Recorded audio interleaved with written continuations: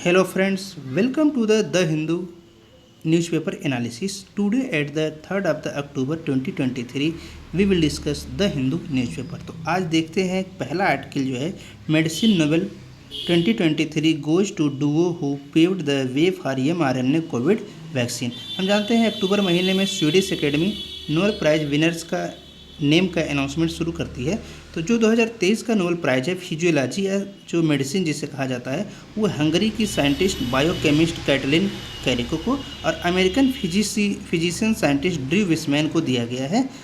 अगर देखते हैं हम कि इनकी जो discovery concerning nucleoside base modification that enabled the development of effective mRNA vaccine against कोविड-19। तो कोविड-19 के लिए इन्होंने जो mRNA बेस्ड वैक्सीन बनाया उसी में न्यूक्लियोसाइड बेस का जो मॉडिफिकेशन था उसी को डेवलप करने के लिए इनको ये अवार्ड दिया गया है। बता दें डॉक्टर कैरिको जो है ये 13वीं महिला हैं जिनको नोबेल प्राइज़ मिला है। इनको जो साइटेशन मिला है उसमें साफ साफ कहा गया है कि जो पैंडेमिक आया कोरोना का उसमें जो है mRNA वैक्सीन ने काफ़ी ज़्यादा इफेक्टिव रोल निभाया और साथ ही साथ ये भी देखा गया कि हम वैक्सीन का जो फेज है वो अभी इवोल्यूशन के फेज में, यानी अभी भी वैक्सीन के जो है बहुत ज़्यादा समस्याएं, भविष्य की जो ग्लोबल डिजास्टर है उसे हम ओवरकम कर सकते हैं और अगर कुछ जो हर्डल को हम दूर करें। तो एक तरीके से देखा जाए साइंटिस्टों के पास एक बहुत बड़ी अपॉर्चुनिटी है वैक्सीन टेक्नोलॉजी को लेकर के, एक बहुत बड़ी पोटेंशियल है को आगे और भी ज़्यादा काम कर सकते हैं ग्लोबल डिजास्टर से लड़ने के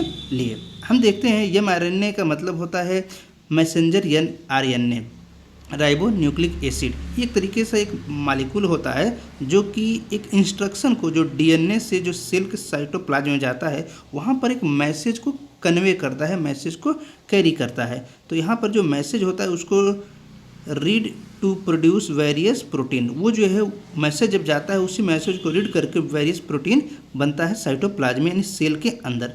1980 के दशक में ही साइंटिस्टों ने रियलाइज़ किया था कि mRNA जो है एक बहुत बड़ा बेसिस बन सकता है नए काइंड के वैक्सीन बनाने के लिए अगर हम कुछ इसके हर्डल को दूर करें। तो इसमें उन्होंने किया क्या है एक्चुअल में, एक किसी व्यक्ति के बॉडी में उन्होंने मॉडिफाइड mRNA को जो है इंजेक्ट कर दिया उसमें और उस सेल को इंस्ट्रक्ट किया कि डिफरेंट टाइप का एक विशेष टाइप का सर्टेन टाइप का प्रोटीन को डेवलप करें, जिससे क्या होगा वो एक बॉडी में एक जो जिस व्यक्ति के शरीर में इंजेक्ट किया गया वो क्या करेगा कि इम्यून सिस्टम जनरेट करेगा अगर हम उसी तरीके के किसी दूसरे जो है प्रोटीन से अटैक करवाते हैं फ्यूचर में। यानी जैसे देखा कि mRNA वैक्सीन जो था कोरोना का एक्चुअल में उसमें वायरस ही था, मॉडिफाइड था जिसकी एक्टिविटी बहुत कम थी। अब जो है अगर कोरोना का वायरस से वो उस पर जब किसी व्यक्ति को कोरोना अटैक करेगा तो उससे क्या क्या लड़ सकता है। इसमें देखते हैं प्रोटीन एक्चुअल में क्या करता है, एक वायरस से बनाया गया है और ये एक्चुअली जैसे देखा गया सार्स कोविड-19 तो mRNA वैक्सीन जो है ये बहुत ज़्यादा एक हमारे लिए यूजफुल रहा है और ये जो है कंट्रीब्यूशन को देखते हुए इन्होंने स्वीडिश एकेडमी ने इन्हें नोबेल प्राइज़ दिया है। इससे पहले बता दें 1951 में भी जो येलो फीवर होता है, पीलिया बीमारी है, इसके वैक्सीन बनाने के लिए भी नोबेल प्राइज़ मिल चुका है। यानी वैक्सीन को देखा जाए तो स्वीडिश एकेडमी जो है इनके कंट्रीब्यूशन को काफ़ी ज़्यादा इंपॉर्टेंस दे रही है। The immune system sensed the synthetic mRNA to be foreign substance that needed to be eliminated but not the cell mRNA। अब यहाँ पर ये भी ज़रूरत है कि जो हम प्रोटीन के रूप में वैक्सीन mRNA के माध्यम से दे रहे हैं उसको फिर एलिमिनेट भी करने की आवश्यकता है, लेकिन साथ साथ हमें देखना है जो हमारा निजी सेल है, जो बॉडी के अंदर का अपना सेल है वो रिड्यूस नहीं होना चाहिए, एलिमिनेट नहीं होना चाहिए। अगर देखा जाए 2005 में इन्होंने जो है एक स्टडी पब्लिश किया था माइकल बकनस्टीन और होपिन नी के साथ उनके the cells mRNA underwent chemical reaction that modified it in certain way where as the synthetic mRNA remained unchanged. तो यह देखा गया कि जो सेल का mRNA है उसमें केमिकल रिएक्शन हो, थोड़ा सा मॉडिफिकेशन देखने को मिला, जबकि जो हमने सिंथेटिक mRNA बनाया था जो कि इंजेक्ट किया गया किसी बॉडी में उसमें कोई भी चेंजिंग नहीं आई।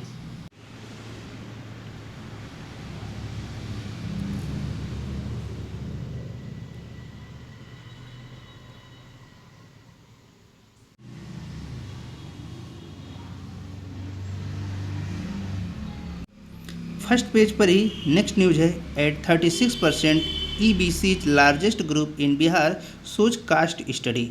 हम देखते हैं कि बिहार सरकार ने कल 2 अक्टूबर को अपना कास्ट सेंसस, जिसे सर्वे कहा गया है, उसे उन्होंने कास्ट स्टडी उसको रिलीज़ किया है। और इसमें कुछ जो ऐसे आंकड़े आए हैं जो एक्चुअल में अनुमानित थे, जिसको सरकारें नहीं मानती हैं, कोई मीडिया पर्सन नहीं मानता है, क्योंकि कुछ लोगों को ओबीसी से समस्या है। इसलिए जो कास्ट सेंसस आया, इससे पता चला है कि अदर बैकवर्ड क्लास 27.13% है, जिनकी आबादी 3.55 करोड़ है। Extremely backward class 36.01%, 4.71 crore. Schedule caste 19.65%, 2.57 crore. Schedule tribe 1.6%, 0.22 crore.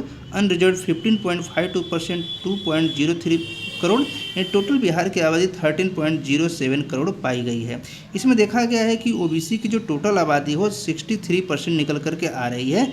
अब यहाँ पर मामला ये बनता है कि भारत में ओबीसी का जनगणना नहीं कराया जाता। 1932 के बाद से ओबीसी का कोई जनगणना नहीं कराया गया है, लेकिन भारत में आज़ादी के बाद भी सरकारों ने नहीं कराया है, और सेंट्रल गवर्नमेंट आज भी जनगणना कराने के पक्ष में नहीं है। इसके पीछे का कारण है कि वो लोग जो है ओबीसी को प्रायोरिटी नहीं देते हैं। ओबीसी को केवल 27% आरक्षण मिलता है, जबकि इनकी बिहार में एवरेज रूप से देखा जाए तो 63% है। यूपी में भी करीब करीब 63 से 65% आबादी होगी, और पूरे देश के लगभग हर राज्यों में एवरेज रूप से लिया जाए पूरे भारत में तो 60 to 65% ओबीसी की पॉपुलेशन है।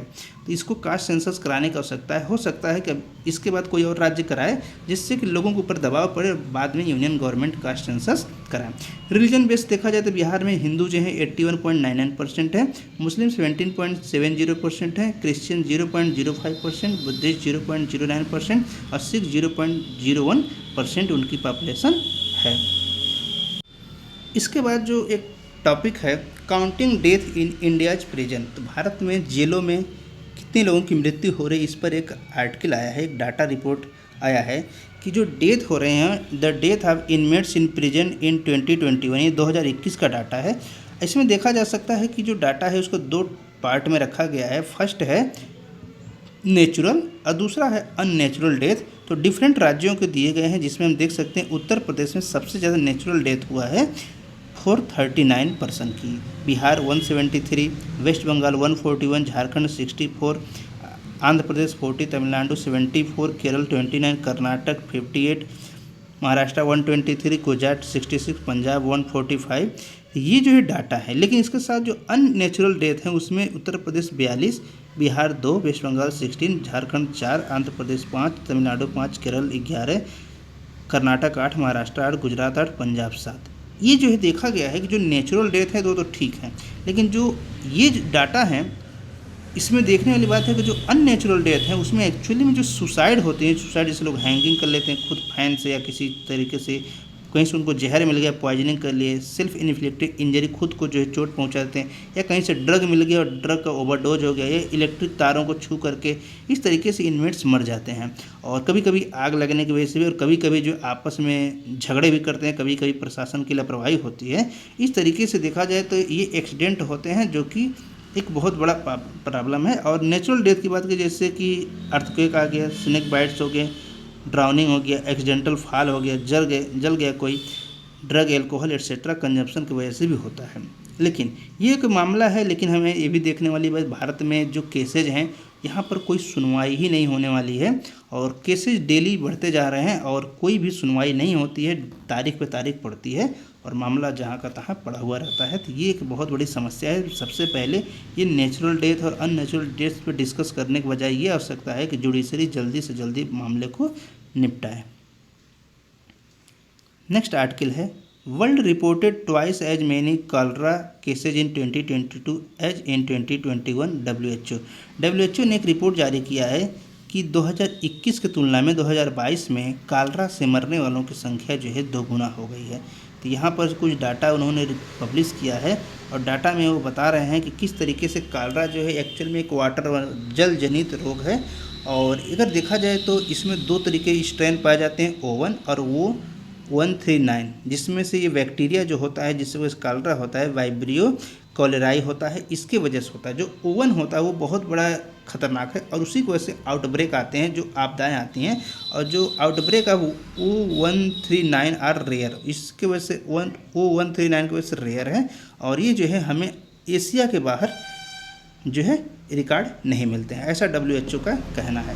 अगर देखा जाए कालरा या मलेरिया, ये जो चीज़ें ऐसी बढ़ रही हैं, मलेरिया, डेंगू, कालरा, टाइफाइड, ये ऐसी बीमारियां हैं जो बहुत पुरानी बीमारियां हैं और यहाँ पर जो है सरकारें अभी भी उतनी ज़्यादा एक्टिव नहीं हैं, जिसके वजह से ऐसा चीज़ें देखने को मिल रहा है। यहाँ पर एक चार्ट पब्लिश हुआ है, अगर हम चार्ट को देखें तो हमें यहाँ पर दिखता है कि 1989 से 2022 के बीच में जो कालरा के डेथ हैं, तो 2022 में हम देख रहे हैं करीब 4.72 लाख लोग, 4,72,000 लोग मारे गए हैं।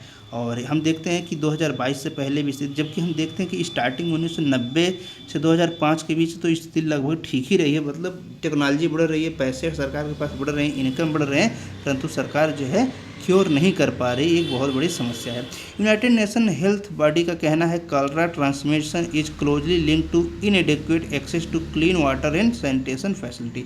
तो यूनाइटेड नेशन हेल्थ बॉडी जो का कहना है कालरा एक्चुअल में जो क्लीन वाटर, जो साफ़ पानी न पीने की वजह से है और साफ़ सफाई न रखने की वजह से है, और सबसे बड़ी समस्या है कि इसमें जो उसके वाइब्रियो कोलेराई है, बैक्टीरिया है, ये वार्मर वाटर में भी और लोअर सैलिनिटी में भी जो है सस्टेन करता है। यानी अगर पानी थोड़ा गर्म हो, उसमें सैलिनिटी थोड़ी कम हो, तो उसमें सस्टेन कर सकता है। और प्रेजेंट टाइम में हम देख रहे हैं ग्लोबल वार्मिंग हो रही है, क्लाइमेट चेंज हो रहा है, इस बात की संभावनाएं हैं कि जो है इस तरीके के जो बैक्टीरिया हैं उनको जो वायरस हैं इनको और भी सस्टेन करने का मौका मिलेगा। साथ साथ देखते हैं हम जो फ्लड आते हैं, हीट वेव आते हैं, मानसून रेन की वजह से भी ये जो है पीरियड हमारा काफ़ी ज़्यादा गर्म हो रहता है, और जैसे कि उमस होती है, उमस की वजह से स्थिति और बिगड़ जाती है, लोगों को और सारी बीमारियां होती हैं। तो सरकारें इस पर हम जैसा कि देख रहे हैं, फिर से एक बार देख लें, डाटा ये है जहाँ पर रिप्रेजेंट कर रहा है कि 1989 से 2005 के बीच में स्थिति ठीक रही है, और 1989 के बाद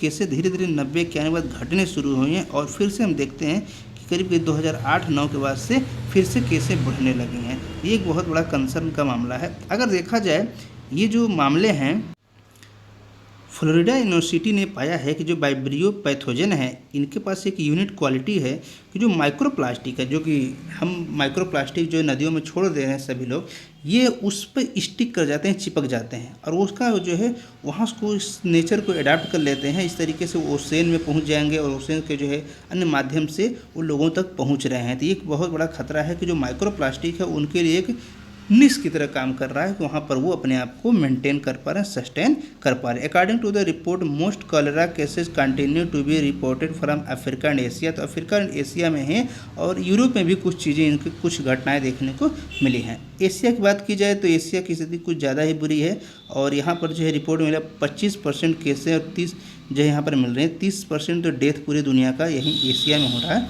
और 2021 में देखा जाए तो Nigeria had a large cholera outbreak that accounted for 78% of all the cases in Africa. तो अफ्रीका के टोटल केसेस की बात की जाए तो नाइजीरिया में अकेले 78% कॉलरा के केसेस नाइजीरिया में आया है। नाइजीरिया एक पेट्रोलियम रिच कंट्री है। अब नेचुरल, लेकिन होता क्या है कि पेट्रोलियम रिसोर्सेज कहने के लिए होते हैं कि सभी पेट्रोलियम रिसोर्सेज या कोई मिनरल रिसोर्सेज हर देश में होती हैं, कहने के लिए होता है कि वो देश का रिसोर्स जनता के लिए प्रयोग किया जाएगा, लेकिन एक्चुअल में जनता को प्रयोग करने को मिलता ही नहीं है, और उसका सारा पैसा गबन में चला जाता है, डायरेक्टली इनडायरेक्टली किसी भी तरीके से। हर देश की ये कहानी है। अदरवाइज नाइजीरिया एक पेट्रोलियम रिच कंट्री है, वो बहुत ज़्यादा पेट्रोलियम एक्सपोर्ट करता है, लेकिन उसके बावजूद वहाँ पर हेल्थ कंडीशन इतनी बुरी है कि पूरे अफ्रीका एक जो 55 नेशन है, बहुत बड़ा महाद्वीप है, उसके 78% केसेज केवल नाइजीरिया मिल रहे हैं। तो ये सोचने वाली बात है। साथ साथ देखा जाए कैमरून, मालावी, ये भी अफ्रीका के देश हैं, वहाँ पर भी करीब 5,000 केसें पाई गई हैं। तो एक जो है कंसर्न का मामला है। एशिया की बात की जाए तो एशिया में लेबनान और सीरिया में जो है ये केसें पहली बार मिली हैं। यानी अगर देखा जाए तो पहले वहाँ पर लेबनान और सीरिया जैसे देशों में नहीं मिलती थी, लेकिन अब वहाँ पर ये मिलने लगी हैं। यमन में देखा जाए तो 90% ऑफ केसेज जो वेस्ट एशिया के हैं तो यमन में मिलती हैं। तो यमन में देखा जाए तो यमन में तो ऐसी सिचुएशन है कि वहाँ पर कोई गवर्नमेंट नहीं चलती है, वहाँ पर जो कुछ गुट है वो गुटबाजी में सरकार चलती है, वहाँ पर जो है जनता का कुछ नहीं चलता है, वहाँ पर इस्लामिक पावरों का कंट्रोल है, तो वहाँ पर जनता के लिए कुछ हो नहीं सकता, इसलिए वो तो एक एक्सेप्शन है। फिर इसी तरह का मामला अफगानिस्तान में है। तो अब ये बहुत बड़ी कंसर्न का मामला है और गवर्नमेंट को इस पर ध्यान देने की आवश्यकता है। अदरवाइज हेल्थ कंडीशन जैसे बिगड़ेगी, क्लाइमेट चेंज का असर होगा, और जो है बीमारियां, जो पुरानी बीमारियां हैं वो तो कंटिन्यू हैं, साथ साथ नई नई बीमारियां जनरेट हो रही हैं, जैसे कि अभी हम रिसेंट में देख रहे हैं। नेक्स्ट न्यूज है, Indian air force likely to induct Astra VVR air to air missile by end year. तो इंड इस 2023 के अंत में हो सकता है कि वो जो है अस्त्र VVR को लॉन्च कर दिया जाए, इसको शामिल कर दिया जाए। और इसमें हम जैसा देख सकते हैं इमेज में, ये इमेज अगस्त महीने की, तो मिसाइल जो अस्त्र मिसाइल है वह सक्सेसफुली इसको टेस्ट फायर कर दिया जाए लाइट कॉम्बैट एयरक्राफ्ट तेजस के द्वारा। अगर देखा जाए तो इंडियन एयरफोर्स को जो है 2 कॉन्ट्रैक्ट दिए गए हैं भारत डायनेमिक्स लिमिटेड। तो भारत डायनेमिक्स लिमिटेड को 2 कॉन्ट्रैक्ट दिए गए इंडिजिनस स्वदेशी स्तर पर अस्त्र जो है बियॉन्ड विजुअल रेंज, जिसको VVR हम कह रहे हैं, इसको जो है air to air missile system है। और ये जो है चांसेज हैं कि ये इसी साल के अंत तक उसको इंक्लूड कर लिया जाए। इसकी डेवलपमेंट जो है अंडर प्रोसेस है, जिसमें हम लॉन्ग रेंज अस्त्र MK2 को इंट्रोड्यूस करेंगे। भारत डायनेमिक्स लिमिटेड की बात करें, उसके पास जो बहुत सारे आर्डर दिए जा चुके हैं। अगर हम बात करें जो अस्त्र जो है ये फुल्ली इंटीग्रेटेड जो है सुखोई MKI जो फाइटर प्लेन है उसी में इसको इंडक्ट किया जाएगा, उसी में इसको प्रयोग किया जाएगा। इंडियन एयरफोर्स का जो है प्लान है कि उसमें जो है it's are front line fighter with the Astra MK1 and official have said that the Astra 2 would become an mainstay of the Indian air force VVR missile arsenal reducing import dependency. तो अपने देश की जो इम्पोर्ट डिपेंडेंसी घटाने के लिए, अपने स्वदेशी स्तर पर इनको बढ़ाने के लिए MK1 और अस्त्र 2 को डेवलप किया जा रहा है, जो कि हमारे लिए इम्पोर्ट बजट को काफ़ी कम करेगा। और स्वदेशी तकनीक बनेगी तो कोई दूसरा देश हमें आँख नहीं दिखा सकेगा। नेक्स्ट न्यूज है, 6 including minor killed over property dispute in Uttar Pradesh. जैसे बहुत बड़ा मामला नहीं है, लेकिन ये सोचने वाला मामला है हमारे लिए। करंट अफेयर के हिसाब से ये जो है एनालिसिस का मामला है कि देवरिया जो पूर्वी उत्तर प्रदेश के पूर्वांचल का एक ज़िला है, जहाँ पर 2 लोगों के बीच ज़मीनी विवाद हुए और एक व्यक्ति ने क्या किया, दूसरे व्यक्ति को जान से मार दिया। दूसरे व्यक्ति के घर वाले आए और जिसने मारा था उसके घर उस व्यक्ति को और उसके साथ साथ उसके घर के 4 और लोगों को, उसकी पत्नी और बच्चों को मार डाला। यानी एक परिवार से एक व्यक्ति की हत्या हुई और दूसरे परिवार से 5 लोगों की हत्याएँ हो गई। तो ये मामला ज़मीनी विवाद का था। एक्चुअल में देखा जाए तो इसके लिए पूरी तरीके से गवर्नमेंट जिम्मेदार है, क्योंकि जैसा कि हमने पहले भी कहा, कोर्ट में केवल तारीख पे तारीख पड़ती है। किसी भी कोर्ट में ऑफिसर ने, सरकार वैकेंसी PCS कहलाती है उत्तर प्रदेश में 172 पोस्ट के लिए, और किसी भी कोर्ट में चले जाइए तो किसी भी कोर्ट में कोई ऑफिसर मिलेगा ही नहीं। तो सबसे बड़ी समस्या ये है कि वैकेंसी कम लाई जा रही है, सारे कोर्ट खाली हैं, बर्डन भी ज़्यादा है और काम भी कम हो रहे हैं, जिसके वजह से बर्डन बढ़ रहे हैं और ये बहुत बड़ी समस्या है और ऐसा हमेशा देखने को मिलता है ये चीज़ें। नेक्स्ट है, RTI queries reveal several irregularities in MNREGA execution in West Bengal. तो बंगाल में RTI से ये पता चला है कि मनरेगा में जो इरेगुलरिटी पाई जाती है, केवल बंगाल की बात नहीं, यूपी, बिहार, झारखंड, हिमाचल प्रदेश, जम्मू कश्मीर, महाराष्ट्र, पूरे देश के हर राज्य की है कि मनरेगा का जो पैसा होता है आधा से ज़्यादा वो गबन ही कर लिया जाता है। सरकार चाहे कुछ भी करे, सरकार के ही लोग हैं, वहीं के MP MLA जो है, पार्षद या प्रधान, BDC, जिला पंचायत अध्यक्ष, जिला पंचायत सदस्य, ये सब लोग आपस में मिले जुले हैं। और मनरेगा के फंड हर साल हम जानते हैं, हमेशा न्यूज़ में आता रहता है कि गबन हो रहा है, उसमें जो है बिचौलिए शामिल हो जाते हैं। सरकार भले ही डिजिटल क्रांति ला रही हो, लेकिन उसमें भी उसके तोड़ लोग निकाल ही लेते हैं। नेक्स्ट है, बिहार कास्ट सर्वे में throw a challenge to 50% quota limit. एक मामला ये भी है कि इंदिरा साहनी मामला जो आया था OBC आरक्षण को लेकर के, उसमें कहा गया था सुप्रीम कोर्ट के द्वारा कि किसी भी स्थिति में 50% कोटा लिमिट क्रॉस नहीं करना चाहिए। लेकिन हम देखते हैं कि ये पिछले कुछ सालों में ये एक्चुअल में चेंज हो चुका है, लेकिन मीडिया पर्सन इसको हाईलाइट नहीं करते हैं। जब से EWS का कोटा आया है, अब वो एक्चुअल में 59% हो चुका है, पहले 49 था, जिसमें SC को 15%, 7.5% ST को, OBC को 27% मिलते थे। लेकिन अब ये स्थिति है कि EWS को मिलाने के बाद वो करीब 59 या 60% कोटा हो चुके हैं, लेकिन वो कागज़ों में आज भी चल रहा है कि 50% है। गवर्नमेंट ने साफ साफ बड़ी चतुराई से कहा। अभी हमने देखा कि बिहार में पूरी आबादी 15% है, जबकि कोटा उनको EWS का 10% है। इस तरीके से पूरे देश का हम देखते हैं कि हर आंकड़े में लगभग यूपी बिहार का जो आंकड़ा होता है वो नेशनल एवरेज के आसपास ही होता है। तो बिहार के आंकड़े को हम मान लें एवरेज रूप से, तो पूरे देश में करीब 60 से 65% OBC हैं, जिनको केवल 27% आरक्षण मिलता है, जबकि जो जनरल हैं इनकी आबादी जो है 15%, इन्हें 10% मिलता है। वो SC/ST को लगभग उनको बराबर मिल जा रहा है। तो समस्या यही है कि अब ये मामला और केसेज उठ सकते हैं कि 50% का जो कोटा लिमिट है उसी को चैलेंज कर दिया जाए और इससे जो है वो क्राइटेरिया को हटा दिया जाए और एक नए फार्मूला को डिजाइन किया जाए। नेक्स्ट न्यूज है WHO approves use of malaria vaccine with adjuvant tech. हम देखते हैं कि मलेरिया जो है हर साल डेंगू मलेरिया बरसात आने के साथ ये शुरू हो जाते हैं। इनका बहुत व्यापक स्तर होता है, लोग इससे मर जाते हैं या बहुत ज़्यादा बीमार होते हैं, बहुत ज़्यादा पैसे खर्च होते हैं। तो WHO ने R21 या मैट्रिक्स यम मलेरिया वैक्सीन को जो है कि यूनिवर्सिटी ऑफ ऑक्सफोर्ड और सीरम इंस्टीट्यूट ऑफ इंडिया के द्वारा डेवलप किया गया, उसको मंजूरी दे दिया है, जो कि नोवावैक्स की एडजुवेंट टेक्नोलॉजी द्वारा बनाई गई है। और उसे उन्होंने रिकमेंड कर दिया WHO ने कि उसको जो है अब पब्लिक के लिए यूज किया जा सकता है और वो पब्लिक के लिए सेफ्टी और क्वालिटी दोनों के लिए इफेक्टिवनेस है और उस स्टैंडर्ड पर खरा उतरता है। यानी WHO के रिकमेंडेशन के बाद वो मार्केट में आ जाएंगी और WHO के रिकमेंडेशन होने का मतलब है कि वो अच्छे तरीके से प्रिस्क्राइब की जा सकती हैं।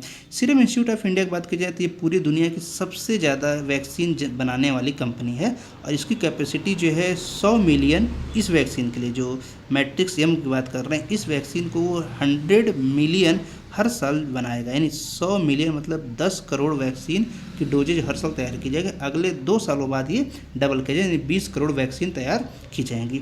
इस तरीके से लार्ज स्केल पर जो है प्रोडक्शन किया जाएगा, लेकिन एक बहुत क्रिटिकल है मामला है, क्योंकि इसको देखा जाए तो मलेरिया का रिस्क जो है बहुत ज़्यादा है, क्योंकि 10 करोड़ ही लोग नहीं हैं, कई 10 करोड़ से भी ज़्यादा लोगों को मलेरिया के डिजीज हैं। बहुत सारे लोगों को प्रिवेंट करने के लिए हमें वैक्सीनेशन कराने की आवश्यकता है, इसलिए इस टारगेट को और बढ़ाने की ज़रूरत है।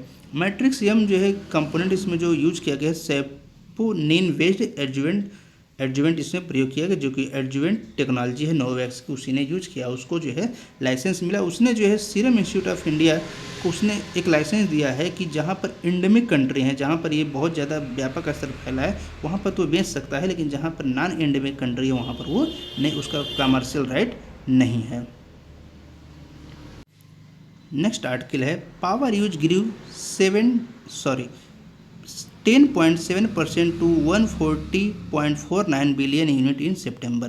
तो सितंबर का महीना काफ़ी उमस भरा है और इसका असर जो है भारत सरकार के पावर मिनिस्ट्री से निकल कर आया है कि 10.7% जो है पावर का यूज बढ़ गया है और कुल देश की खपत इस समय एक महीने में 140.49 बिलियन यानी अरब 140.49 अरब यूनिट सितंबर महीने में केवल खर्चा हुए हैं। तो ये देखा जाए तो हमारे देश में इसकी कंजम्पशन काफ़ी तेज़ी से बढ़ रहे हैं और सरकार को जो है इसका कहना है कि जो कूलिंग अप्लायंसेज हैं, फ़ैन स्पेशली लोग अब AC लगवा रहे हैं, क्योंकि धीरे धीरे लोगों की इकोनॉमिक फाइनेंशियल कंडीशन जैसे इंप्रूव हो रही है, लोग AC लगाने शुरू कर दें, जिसका इलेक्ट्रिसिटी कंजम्पशन ज़्यादा है। इसके पीछे का सबसे बड़ा कारण है यहाँ पर अनयूजुअल ह्यूमिड वेदर कंडीशन, जो कि बहुत सारी बीमारियों को स्पेशली टाइफाइड मलेरिया को जो है जन्म देने के पीछे इसका एक बहुत बड़ा कारण है, क्योंकि लोगों की इम्यूनिटी जो है गड़बड़ हो जा रही है।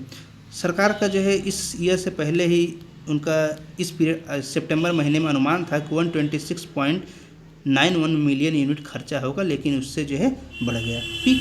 Peak power demand met the highest supply in a day rose to 239.97 gigawatt in September.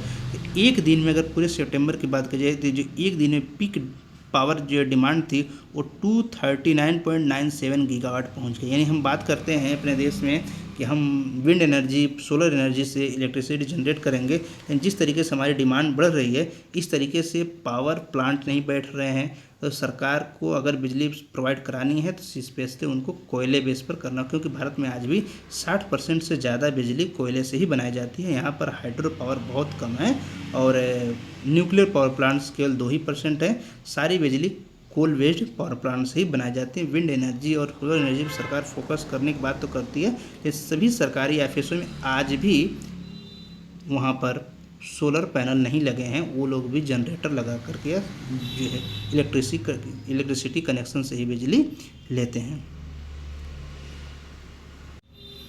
International news में देखा जाए तो after Muizzu win jailed Maldivian leader Yameen is transfer to house arrest.